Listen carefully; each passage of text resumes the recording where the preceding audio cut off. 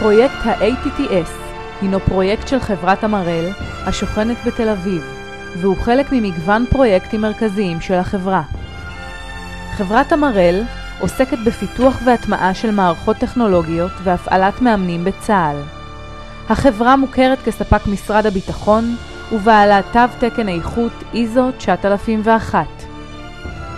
הפרויקט מציע פתרונות מתקדמים לאימון טקטי בצבע, אשר מוביל ומסייע בהכשרה ובאימון של גורמי ביטחון ואבטחה שונים, בלחימה בשטח בנוי, בשימוש בנשק וסביבה הדומים למציאות ככל האפשר.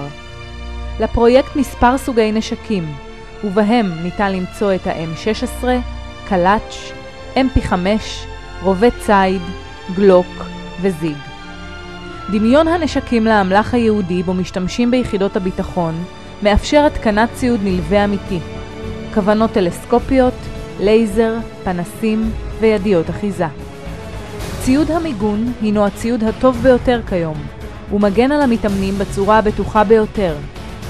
קסדה מלאה על הראש בצבעים שונים, אפוד מגן לפלג גוף עליון ומגן אשכים. ציוד המיגון ומגוון הנשקים מאפשרים אימון דו-צדדי אל מול ביום אויב.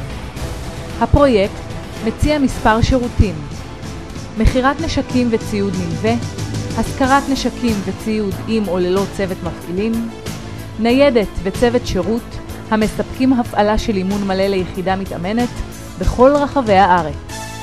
מרכז תיקון והחזקה ארצי לנשקים וציוד נלווה. האימון הטקטי מתחיל בשלב הכנת ציוד בחברה והעמסתו על גבי ניידת השירות. הניידת מגיעה לכל מקום בארץ בו מתבצע אימון ופורקת את הציוד באזור סטרילי למתאמנים. המתאמנים מקבלים תדריך בטיחות לשימוש בנשקים, הכולל הדגמה לשימוש ברובה ואקדח.